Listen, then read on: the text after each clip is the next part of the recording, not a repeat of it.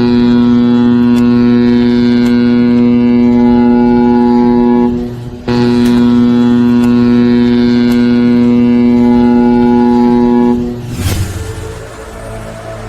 Friends, നമ്മളിപ്പോൾ കണ്ടുകൊണ്ടിരിക്കുന്നത് വിഴിഞ്ഞം international transshipment port Trivandrum yard പോർഷനിൽ ഒന്നിന് മുകളിൽ ഒന്നായിട്ട് 5 കണ്ടെയ്നർ ഹൈറ്റിൽ കണ്ടെയ്നർ നിരന്നിരിക്കുന്നത് കാണാൻ സാധിക്കും.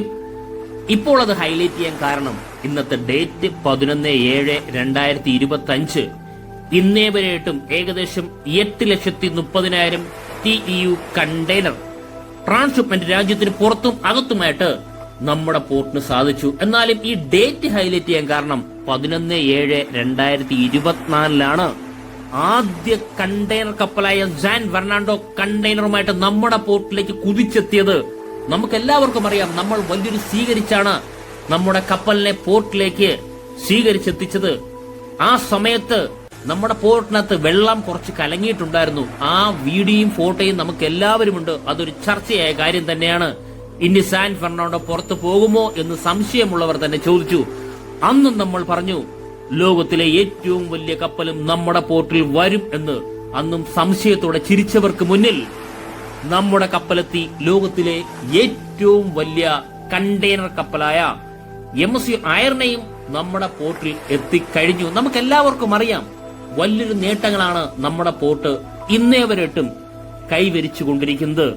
എന്നാലും പഴയ ഒരു വീഡിയോ ഉണ്ട്, സാൻ ഫെർണാണ്ടോ നമ്മുടെ പോർട്ടിലെത്തുന്നത്. അന്ന് ഇതുപോലുള്ള സൂമിംഗ് ഉള്ള ക്യാമറയില്ല, സാധാ മൊബൈലാണ് നമ്മുടെ കയ്യിലുള്ളത്. അന്നും ഇന്നും വിഴിഞ്ഞം പോർട്ട് എന്ന് പറഞ്ഞാൽ എനിക്കുൾപ്പെടെ നമ്മുടെ വീഡിയോ കാണുന്നവർക്കുൾപ്പെടെ ഒരു ക്രൈസ് ആണ് എന്ന് തന്നെയാണ് വിശ്വസിക്കുന്നത്. എനിക്ക് നല്ലൊരു ക്രൈസ് തന്നെയാണ്. അതുകൊണ്ടാണ് എത്ര ബുദ്ധിമുട്ടിയാലും വെയിലും പൊടിയും മഴ വന്നാലും ഇതെല്ലാം സഹിച്ച് നമ്മുടെ പോർട്ടിന്റെ അപ്ഡേഷൻ ജനങ്ങളിലേക്ക് അന്നും ഇന്നും ഞാൻ എത്തിച്ചുകൊണ്ടിരിക്കുന്നത്. നമുക്ക് ആദ്യം എത്തിയ കപ്പലിന്റെ വിഷ്വലിലേക്ക് പോകാം. ഫ്രണ്ട്സ്, ഇപ്പോൾ നമ്മൾ കാണുന്നത് ആദ്യ കണ്ടെയ്നർ കപ്പൽ വന്നപ്പോഴുള്ള STS ക്രെയിനുകളാണ്. ഇപ്പോൾ 7 STS ക്രെയിനിന്റെ ബൂം പൂർണ്ണമായിട്ട് റൈസ് ചെയ്തിട്ടുണ്ട്. 8 STS ക്രെയിൻ ഓൾറെഡി വന്നിട്ടുണ്ട്. എനിക്ക് തോന്നുന്നു യാർഡ് ക്രെയിനുകൾ കുറച്ച് വരാനുണ്ട് എന്ന് എനിക്ക് തോന്നുന്നു. എനിക്ക് കറക്റ്റായിട്ട് കാരണം ഒരു വർഷത്തിനടുത്തല്ല, ഒരു വർഷം ഇന്നത്തെ ദിവസം കൊണ്ടാവുകയാണ്. അന്ന് നമ്മുടെ മുന്നിലൂടെ വളരെ ദൂരെയായിട്ട് വരുന്ന സാൻ ഫെർണാണ്ടോ, അതായത് ഡാനിഷ് ഷിപ്പിംഗ് കമ്പനിയായ മേഴ്സ്കിന്റെ സാൻ ഫെർണാണ്ടോ എന്ന കപ്പലാണ് നമ്മുടെ പോർട്ടിൽ ആദ്യമായി എത്തിയിട്ടുള്ളത്. അപ്പോൾ ആ കപ്പൽ ആഴിമല ക്ഷേത്രത്തിന്റെ ഭാഗത്തേക്ക് പോകണം. അതുവഴിയാണ് തിരിഞ്ഞ് കപ്പൽ ചാലിലൂടെ നമ്മുടെ പോർട്ടിനകത്ത് പ്രവേശിക്കുന്നത്.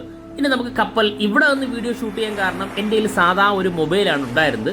എനിക്ക് ഞാൻ നേരത്തെ പറഞ്ഞ പോലെ നമ്മുടെ പോർട്ടിന്റെ സത്യാവസ്ഥ ജനങ്ങളിലേക്ക് എത്തിക്കാൻ വേണ്ടി മാത്രം അപ്ഡേഷൻ എടുക്കാനും ഈ പറഞ്ഞ കപ്പലിന്റെ വീഡിയോ എടുക്കുക, ഡീറ്റെയിൽ എടുക്കുക, ട്രാക്ക് ചെയ്യുക. ഷിപ്പ് ഈ പറയുന്ന സിംഗപ്പൂരിൽ നിന്നും എനിക്ക് തോന്നുന്നു ഈ ചൈനയിലെ സിയാമിൻ പോർട്ടിൽ നിന്നാണ് ഈ കപ്പൽ സ്റ്റാർട്ട് ചെയ്തിട്ടുള്ളത്. അന്ന് മുതലേ നമ്മൾ ഈ ഷിപ്പ് ട്രാക്ക് ചെയ്യുകയും ജനങ്ങളിലേക്ക് എത്തിക്കുകയൊക്കെ ചെയ്യുന്നുണ്ട്. പക്ഷേ വലിയ ക്യാമറ ഇല്ല, സൂമിംഗ് ഇല്ല.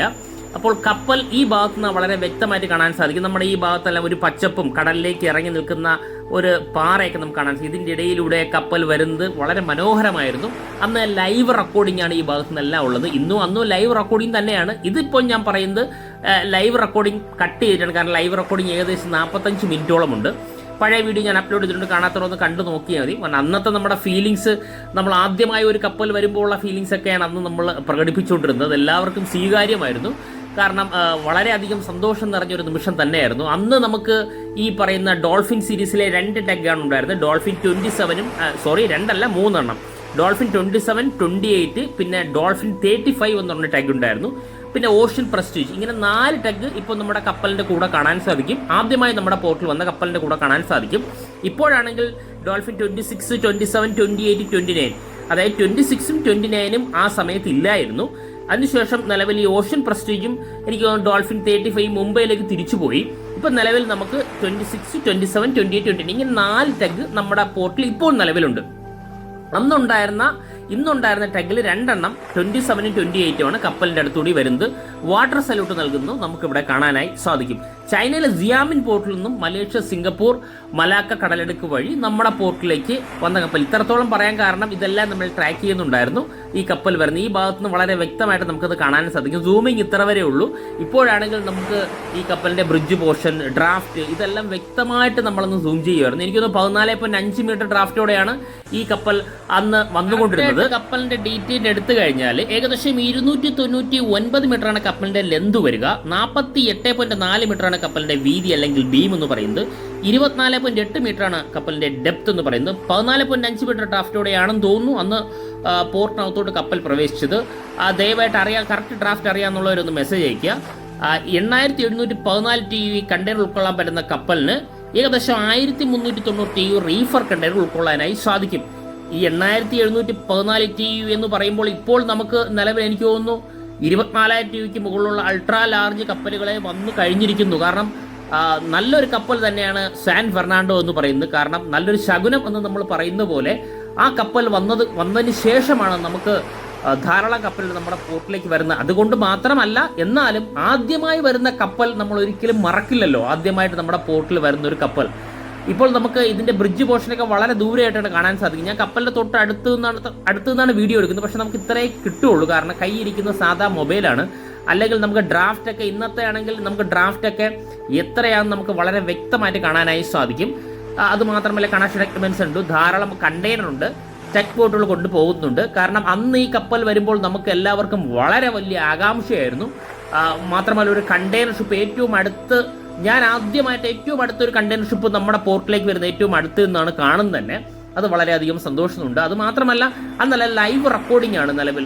എനിക്ക് തോന്നുന്നല്ല, ഇപ്പോഴും അന്നും ലൈവ് റെക്കോർഡിംഗ് തന്നെയാണ്.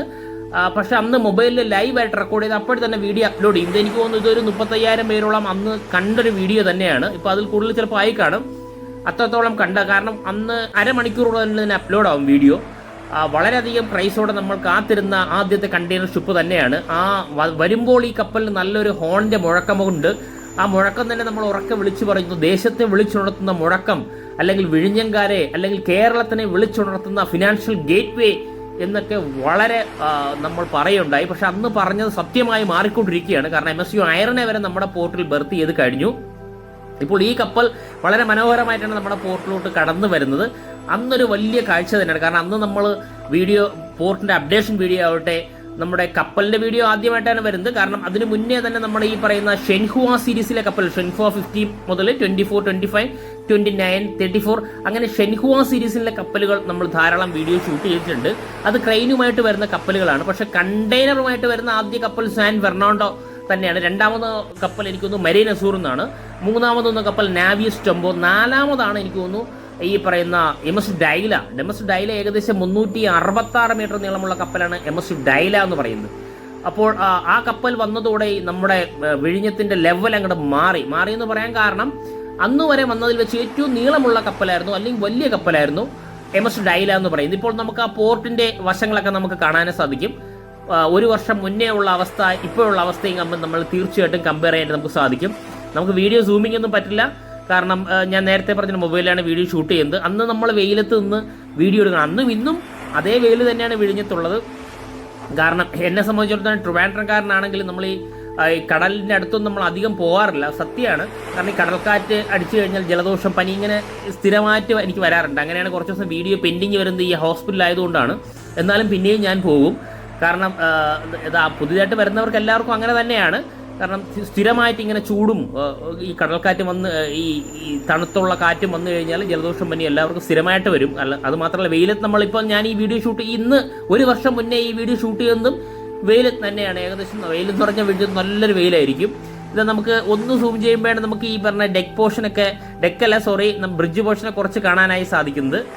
ഇപ്പോൾ നമുക്ക് ഈ പറയുന്ന വാട്ടർ സല്യൂട്ട് നൽകുന്ന ചഗ്ഗുകളെയും കാണാൻ സാധിക്കും കേട്ടോ. അന്നത് ലൈവ് റെക്കോർഡിംഗ് ആണ്. അത് ആ വോയിസ് ഞാൻ മാറ്റിയിട്ടാണ് ഇപ്പോൾ ഞാൻ ഈ കാണുന്നത് പറയുന്നത് കേട്ടോ. അന്നൊന്നും വളരെ മനോഹരമായിട്ട് ഞാൻ വേറെ രീതിയിലൊക്കെ വോയിസ് കൊടുത്തിരുന്നത്. കാരണം അന്നത്തെ വോയിസ് എന്ന് പറഞ്ഞു കഴിഞ്ഞാൽ വീഡിയോ ഞാൻ അപ്ലോഡ് ചെയ്തിട്ടുണ്ട്. സാൻ ഫെർണാണ്ടോ നോക്കി വേണമെങ്കിൽ ഒന്നും കണ്ടു നോക്കാം. അന്നത്തെ വോയിസൊക്കെ ഭയങ്കര വികാരം ഉൾക്കൊള്ളിച്ചുള്ള വോയിസ് ഒക്കെ ആയിരുന്നു. കാരണം 30 വർഷത്തിന് ശേഷം, അല്ലെങ്കിൽ 30 വർഷത്തെ പലരുടെയും കഠിന പ്രയത്നത്തിന് ശേഷമാണ് ആദ്യമായി ഒരു കപ്പൽ നമ്മുടെ പോർട്ടിൽ വരുന്നത്. ഈ കപ്പൽ വന്ന സമയത്ത് നമുക്ക് എല്ലാവർക്കും പറയാം കപ്പൽ ബർത്ത് ചെയ്ത സമയം. ഇപ്പോൾ കപ്പൽ തിരിഞ്ഞു പോകുന്ന ആ ഒരു കാഴ്ച ഞാനൊന്ന് കാണിക്കാം, ഒന്ന് സ്പീഡപ്പ് ആക്കി ഒന്ന് കാണിക്കാം. ആദ്യമായി സാൻ ഫെർണാണ്ടോ ഒന്ന് തിരിഞ്ഞ സ്ഥലമാണിത്, കണ്ടോ. ഇങ്ങനെ തന്നെയാണ് ഇപ്പോഴും കപ്പൽ തിരിഞ്ഞുകൊണ്ടിരിക്കുന്നത്. ഇങ്ങനെ 4 ടെക് ബോട്ട് ഉണ്ട്. നമ്മുടെ നേരത്തെ പറഞ്ഞ ഹെവി റോപ്പ് ടൈ ചെയ്തിട്ട് ശേഷം ഇങ്ങനെ തിരിഞ്ഞു വരുന്ന ഒരു കാഴ്ച. പക്ഷേ നമുക്ക് മൊബൈൽ ആയതുകൊണ്ട് സ്പീഡപ്പ് ആക്കാനായി സാധിക്കാത്തതുകൊണ്ടല്ല, ഇങ്ങനെ ഒരു ജെർക്കിംഗ് ഉണ്ട്. അത് കാരണം നമുക്ക് വളരെ ക്ലിയർ ആയിട്ടൊന്നും കാണാനായി സാധിക്കില്ല, അല്ലെങ്കിൽ സൂമിങ്ങും ഇല്ല, കണ്ടോ. ഇങ്ങനെയാണ് കപ്പൽ തിരിഞ്ഞു വന്ന് ബർത്ത് ചെയ്യാൻ പോകുന്നത്. കാരണം ഇപ്പോൾ നിലവിൽ എനിക്ക് തോന്നുന്നു ബ്രേക്ക് വാട്ടറിന്റെ വർക്കിൽ ഏകദേശം കഴിഞ്ഞിട്ടുണ്ട്. ബർത്ത് എനിക്ക് തോന്നുന്നു 100% ഉപയോഗിക്കാൻ പറ്റിയിട്ടില്ല. എനിക്ക് തോന്നുന്നു 800 മീറ്റർ നമുക്ക് 100% ഉപയോഗിക്കാൻ പറ്റുന്ന അവസ്ഥ അല്ല. 400-500 മീറ്ററോളം എനിക്ക് തോന്നുന്നു ആ സമയത്ത് ഉപയോഗിക്കാൻ പറ്റുമായിരുന്നു. 300 മീറ്ററിന്റെ ഏകദേശം വർക്ക് നടക്കുന്നില്ല. വർക്കൊക്കെ ഏതാണ്ട് കഴിഞ്ഞിട്ടുണ്ട്. എനിക്ക് തോന്നുന്നു ആദ്യത്തെ കപ്പൽ വന്നപ്പോൾ വർക്ക് ഏതാണ്ട് കഴിഞ്ഞിട്ടുണ്ട്. കാരണം ഞാൻ പോർട്ടിന്റെ വർക്ക് അപ്ഡേഷൻ ഉൾപ്പെടെയായിരുന്നു അന്ന് അപ്ലോഡ് വീഡിയോ ചെയ്തുകൊണ്ടിരുന്നത്. കാരണം ആദ്യമായിട്ട് ഞാൻ പോർട്ടിന്റെ അപ്ഡേഷൻ, ഞാൻ ആദ്യമായിട്ട് പോർട്ടിലേക്ക് പോകുമ്പോൾ പലരും എനിക്കറിയാം, നമ്മൾ വിഴിഞ്ഞത്തുള്ള ധാരാളം ആൾക്കാരെടുത്ത് ഞാൻ പോയിട്ടുണ്ട്. കാരണം വേറെ ഒന്നുമില്ല, നമുക്ക് വളരെ ദൂരം വന്നാലേ ഈ വീഡിയോ ഷൂട്ട് ചെയ്യാനായി സാധിക്കുള്ളൂ. പക്ഷെ ഞാൻ ആദ്യം ചെന്നിട്ട് എനിക്ക് ഇപ്പോഴും നല്ല ഓർമ്മയുണ്ട്. ഞാൻ എൻ്റെ ID കാർഡ് കാണിച്ചിട്ട് വിഴിഞ്ഞത്ത് താമസിക്കുന്ന ആൾക്കാരുണ്ട്. കാരണം ആ ആൾക്കാരുടെ വീടിൻ്റെ മുകളിൽ കയറിയാൽ മാത്രമേ പോർട്ടിൻ്റെ അപ്ഡേഷൻ നമുക്ക് വീഡിയോ ഷൂട്ട് ചെയ്യാനായി സാധിക്കുള്ളൂ. അപ്പോൾ ഞാൻ ID കാർഡ് അടിച്ച് ഞാൻ ഇന്നടുത്ത് നിന്ന് വരികയാണ്, എനിക്കൊരു യൂട്യൂബ് ചാനലുണ്ട്, അപ്പോൾ എനിക്ക് വീഡിയോ ഷൂട്ട് ചെയ്യണം, കാരണം ഈ പോർട്ടിൻ്റെ വീഡിയോ ഒന്ന് ഷൂട്ട് ചെയ്യണം എന്ന് പറഞ്ഞപ്പോൾ അവർ വളരെ വളരെ വളരെ സന്തോഷത്തോടെ കയറിക്കോളൂ, വീഡിയോ ഷൂട്ട് ചെയ്തോളൂ എന്നാണ് പറയുന്നത്. അതെനിക്ക് ഭയങ്കര ഒരു സന്തോഷം. ആ സപ്പോർട്ട് ഉള്ളത് കൊണ്ടാണ് ഇന്നും ആ സപ്പോർട്ടുണ്ട്. അന്ന് എന്നെ പരിചയമില്ല അവർക്ക്. ഞാൻ എൻ്റെ സ്ഥലം പറഞ്ഞു, എൻ്റെ ID കാർഡ് കാണിച്ചു എന്നൊക്കെ പറഞ്ഞപ്പോൾ അവർ കയറിക്കോളും വീടിൻ്റെ മുകളിൽ കയറി. അങ്ങനെ 5-6 വീടിൻ്റെ മുകളിൽ കയറിയിട്ടാണ് ഞാൻ ഈ വീഡിയോ ഷൂട്ട് ചെയ്തിട്ട് എല്ലാവരിലും എത്തിക്കുന്നത്. അത് എല്ലാ ആഴ്ചയിലും അപ്ഡേഷൻ ഉണ്ട് സ്ഥിരമായിട്ട്. പിന്നെ കുറച്ച് അപ്ഡേഷൻ എൻ്റെ ഇല്ലാത്ത ചിലയിടത്ത് എനിക്ക് അറിയില്ലായിരുന്നു. തുടക്കം മുതൽ നമ്മൾ ഈ മൂറിങ്ങും ഇതൊക്കെ ജനങ്ങൾക്ക് അറിയില്ല. അത് കാരണം മൂറിങ് കാണിക്കാൻ വേണ്ടി ഏതെങ്കിലും ഒരു വീഡിയോ ചെറിയൊരു ക്ലിപ്പ് കട്ട് ചെയ്ത് മെയിൻ വീഡിയോയുടെ ഒപ്പം ചേർക്കും. അപ്പോൾ അങ്ങനെ കോപ്പിറൈറ്റ് വന്നപ്പോൾ ഒരു 40ഓളം വീഡിയോ എൻ്റെ നിന്ന് ഡിലീറ്റ് ആയിപ്പോയി. ആ ഒരു കോപ്പിറൈറ്റ് ക്ലെയിം വന്നപ്പോൾ അങ്ങനെ ഡിലീറ്റ് ആയിപ്പോൾ. അല്ലെങ്കിൽ കുറച്ചുകൂടി വീഡിയോ കണ്ടേനെ. കാരണം എനിക്ക് തോന്നുന്നു 1-2 വർഷത്തിന് മുന്നേ ഉള്ള വീഡിയോ ഒക്കെ എൻ്റെ കുറേ ഡിലീറ്റ് ആയി പോയിട്ടുണ്ട്. അല്ലെങ്കിൽ കുറച്ചുകൂടി വീഡിയോ ഈ പറയുന്ന ആദ്യകാലത്തിൽ പോർട്ടിൻ്റെ വർക്കൊക്കെ നടക്കുന്ന സമയത്ത് വീഡിയോ അതിനകത്ത് ഉണ്ടായിരുന്നു. ഡീറ്റെയിൽ ആയിട്ടാണ് വീഡിയോ അപ്ലോഡ് ചെയ്തുകൊണ്ടിരുന്നത്. അന്ന് നമുക്ക് ഈ പറയുന്ന, ഞാൻ പറഞ്ഞില്ലേ, ഇപ്പം ഞാൻ ഈ കാണിക്കുന്ന ആരോ മാർക്കുള്ള അന്ന് കാണിക്കുന്നത് ഈ പറഞ്ഞ STS ക്രെയിൻ്റെ ഇതൊക്കെയാണ്.